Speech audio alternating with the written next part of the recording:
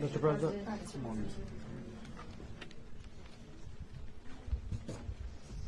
Okay, thank you very much. This is big stuff. We appreciate you being here. Late last night and early today, at my direction, the United States Armed Forces conducted an extraordinary military operation in the capital of Venezuela. Overwhelming American military power, air, land, and sea, was used to launch a spectacular assault. And it was an assault like people have not seen since World War II. It was a force against a heavily fortified military fortress in the heart of Caracas to bring outlaw dictator Nicolas Maduro to justice.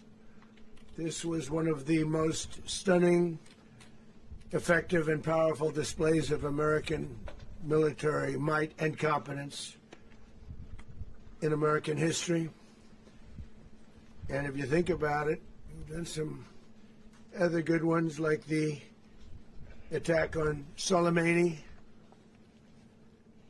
the attack on al-Baghdadi, and the obliteration and decimation of the Iran nuclear sites just recently in an operation known as Midnight Hammer. All perfectly executed and done. No nation in the world could achieve what America achieved yesterday, or frankly in just a short period of time. All Venezuelan military capacities were rendered powerless as the men and women of our military, working with U.S. law enforcement, successfully captured Maduro in the dead of night. It was dark. The lights of Caracas were largely turned off due to a certain expertise that we have. It was dark and it was deadly. But captured along with his wife, Celia Flores, both of whom now face American justice. Maduro and Flores have been indicted in the Southern District of New York, it's Jay Clayton, for their campaign of deadly narco-terrorism against the United States and its citizens. I want to thank the men and women of our military who achieved such an extraordinary success overnight with breathtaking speed, power, precision, and competence. You rarely see anything like it. You've seen some raids in this country that didn't go so well. They were an embarrassment. If you look back to Afghanistan, or if you look back to the Jimmy Carter days, they were different days. We're a respected country again, maybe like never before. These highly trained warriors, operating in collaboration with U.S. law enforcement, caught them in a very ready position. They were waiting for us. They knew we had many ships out in the sea, just sort of waiting. They knew we were coming. So they were in what's called a ready position. But they were completely overwhelmed and very quickly incapacitated. If you would have seen what I saw last night, you would have been very impressed. I'm not sure that you'll ever get to see it, but it was an incredible thing to see. Not a single American service member was killed, and not a single piece of American equipment was lost. We had many helicopters, many planes, many people involved in that fight. But think of that, not one piece of military equipment was lost, not one service member was, more importantly, killed. The United States military is the strongest and most fearsome military on the planet by far, with capabilities and skills our enemies can scarcely begin to imagine. We have the best equipment anywhere in the world. There's no equipment like what we have, and you see that even if you just look at the boats. You know, we've knocked out 97% of the drugs coming in by sea. 90%. Each boat kills on average, 25,000 people. We knocked out 97%. and those drugs mostly come from a place called Venezuela. We're going to run the country until such time as we can do a safe, proper, and judicious transition. So we don't want to be involved with having somebody else get in and we have the same situation that we had for the last long period of years. So we are going to run the country until such time as we can do a safe, proper, and judicious transition. And it has to be judicious because that's what we're all about. We want peace, liberty, and justice for the great people of Venezuela, and that includes many from Venezuela that are now living in the United States and want to go back to their country. It's their homeland. We can't take a chance that somebody else takes over Venezuela that doesn't have the good of the Venezuelan people in mind. We've had decades of that. We're not going to let that happen.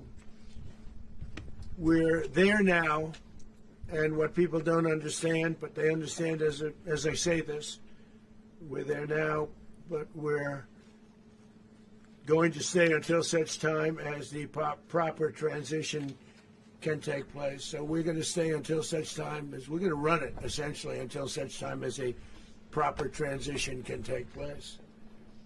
As everyone knows, the oil business in Venezuela has been a bust, a total bust, for a long period of time. They were pumping almost nothing by comparison to what they could have been pumping and what could have taken place. We're going to have our very large United States oil companies, the biggest anywhere in the world, go in, spend billions of dollars, fix the badly broken infrastructure, the oil infrastructure, and start making money for the country. And we are ready to stage a second and much larger attack if we need to do so. So we were prepared to do a second wave if we needed to do so. We actually assumed that a second wave would be necessary, but now it's probably not. The first wave, if you'd like to call it that, the first attack was so successful, we probably don't have to do a second, but we're prepared to do a second wave, a much bigger wave, actually. This was pinpoint, but we have a much bigger wave that probably won't have to do. This partnership of Venezuela with the United States of America, a country that everybody wants to be involved with because of what we were able to do and accomplish, will make the people of Venezuela rich, independent, and safe. And it will also make the many, many people from Venezuela that are living in the United States extremely happy. They suffered. They suffered. So much was taken from them. They're not going to suffer anymore. The illegitimate dictator Maduro was the kingpin of a vast criminal network responsible for trafficking colossal amounts of deadly and illicit drugs into the United States. As alleged in the indictment, he personally oversaw the vicious cartel known as Cartel de las Solas, which flooded our nation with lethal poison, responsible for the deaths of countless Americans, the many, many Americans. Hundreds of thousands over the years of Americans died because of him. Maduro and his wife will soon face the full might of American justice and stand trial on American soil. Right now they're on a ship. They'll be heading to, ultimately, New York, and then a decision will be made, I assume, between New York and Miami or Florida. But we have people where the overwhelming evidence of their crimes will be presented in a court of law. And I've seen it. I've seen what we have. It's both horrible and breathtaking that something like this could have been allowed to take place. For many years after his term as president of Venezuela expired, Maduro remained in power and waged a ceaseless campaign of violence, terror, and subversion against the United States of America, threatening not only our people, but the stability of the entire region. and you all saw it, in addition to trafficking gigantic amounts of illegal drugs that inflicted untold suffering and human destruction all over the country, all over in particular the United States. Maduro sent savage and murderous gangs, including the bloodthirsty prison gang Tren de Aragua, to terrorize American communities nationwide, and he did indeed. They were in Colorado. They took over apartment complexes. They cut the fingers off people if they called police. They were brutal, but they're not so brutal now. And I just have to congratulate our military, Pete, and everybody, and our National Guard, because the job that they've done, whether it's in Washington, D.C., where we have a totally safe city, where it was one of the most unsafe cities anywhere in the world, frankly, and now we have no crime in Washington, D.C. We haven't had a killing. We had the terrorist attack a few weeks ago.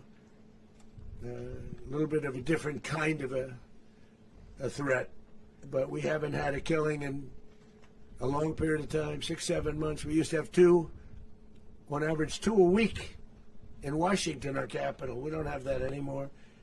The restaurants are opening. Everyone's happy.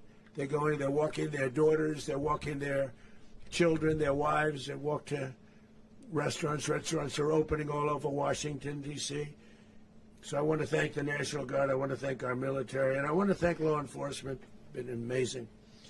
And they should do it with more cities. We're doing it, as you know, and we're doing it in Memphis, Tennessee right now, and crime is down. We've just sort of started a few weeks ago, but crime is down now 77%.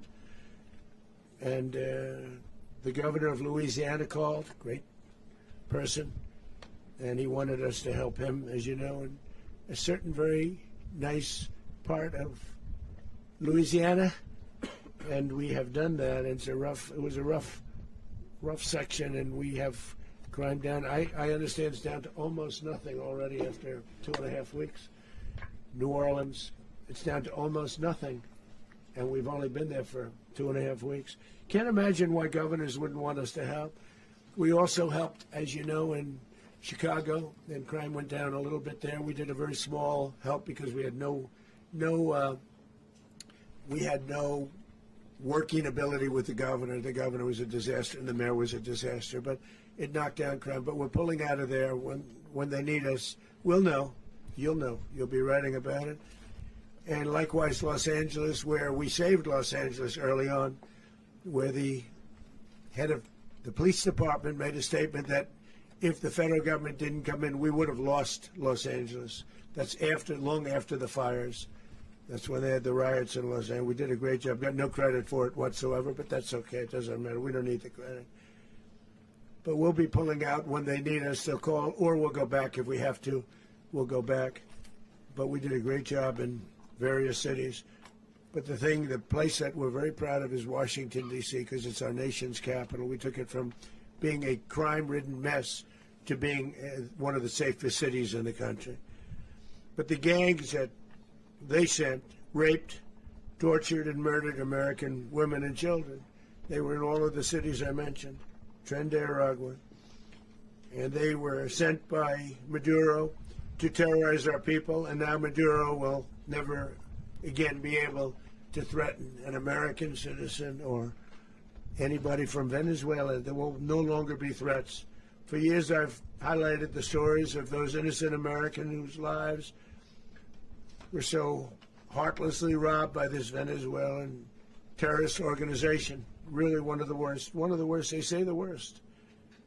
Americans like 12-year-old Jocelyn Nungary from Houston. Beautiful Jocelyn Nungary. What happened to her? They, as you know, they kidnapped, assaulted, and murdered by Tren de Aragua animals. They murdered Jocelyn and left her dead under the bridge. There was a bridge that will never be the same to so many people after seeing what happened. As I've said many times, the Maduro regime emptied out their prisons, sent their worst and most violent monsters into the United States to steal American lives. And they came from mental institutions and insane asylums. They came from prisons and jails. The reason I say both, they sound similar. Actually, prisons a little bit more hostile, a little bit tougher. A mental institution isn't as tough as an insane asylum, but we got them both. They sent from their mental institutions. They sent from their jails, prisons. They were drug dealers. They were drug kingpins. They sent everybody bad into the United States. But no longer. And we have now a border where nobody gets through. In addition, Venezuela unilaterally seized and stole American oil, American assets, and American platforms, costing us billions and billions of dollars. They did this a while ago, but we never had a president that did anything about it. They took all of our property. It was our property. We built it. And we never had a president that decided to do anything about it. Instead, they fought wars that were 10,000 miles away. We built Venezuela oil industry with American talent, drive, and skill, and the socialist regime stole it from us during those previous administrations, and they stole it through force. This constituted one of the largest thefts of American property in the history of our country. Considered the largest theft of property in the history of our country. Massive oil infrastructure was taken like we were babies, and we didn't do anything about it. I would have done something about it. America will never allow foreign powers to rob our people or drive us back into and out of our own hemisphere. That's what they did. Furthermore, under the now deposed dictator Maduro, Venezuela was increasingly hosting foreign adversaries in our region and acquiring menacing offensive weapons that could threaten U.S. interests and lives. And they used those weapons last night. Potentially in league with the cartels operating along our border. All of these actions were in gross violation of the core principles of American foreign policy, dating back more than 2 centuries. And not anymore. All the way back, it dated to the Monroe Doctrines. And the Monroe Doctrine is a big deal. But we've superseded it by a lot. By a real lot. They now call it the Monroe Document. I don't know. It's Monroe Doctrine. We sort of forgot about it. It was very important, but we forgot about it. We don't forget about it anymore. Under our new national security strategy, American dominance in the Western Hemisphere will never be questioned again. Won't happen.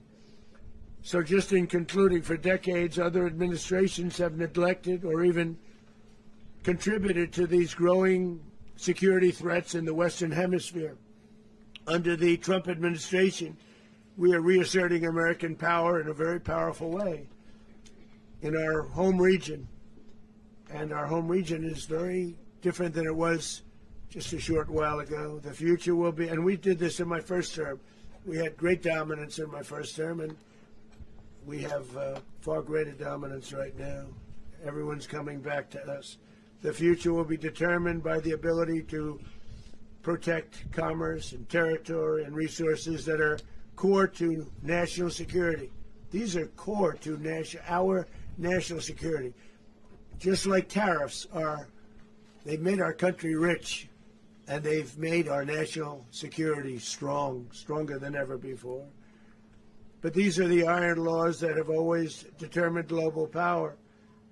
And we're going to keep it that way. We will secure our borders. We will stop the terrorists. We will crash the cartels, and we will defend our citizens against all threats, foreign and domestic. Other presidents may have lacked the courage or whatever to defend America, but I will never allow terrorists and criminals to operate with impunity against the United States. This extremely successful operation should serve as warning to anyone who would threaten American sovereignty or endanger American lives. Very importantly, the embargo on all Venezuelan oil remains in full effect. The American Armada remains poised in position, and the United States retains all military options until United States demands have been fully met and fully satisfied. All political and military figures in Venezuela should understand what happened to Maduro can happen to them, and it will happen to them if they aren't just, fair, even to their people. The dictator and terrorist, Maduro, is finally gone in Venezuela. People are free. They're free again. It's been a long time for them, but they're free. America is a safer nation. This morning, it's a prouder nation this morning because it didn't allow this horrible person and this country that was doing very bad things to us. It didn't allow it to happen. And the Western Hemisphere is right now a much safer place to be. So I want to thank everybody for being here. I want to thank General Raisin Kane. He's a fantastic man. I've worked with a lot of generals. I worked with some I didn't like. I worked with some I didn't respect. I worked with some that just weren't good. But this guy is fantastic. I watched last night one of the most precise attacks on sovereignty. I mean, it was an attack for justice. And I'm very proud of him, and I'm very proud of our Secretary of War, Pete Hegseth, who I'm going to ask to say a few words. Thank you very much. Mr. President, can you explain how the U.S. will run Venezuela?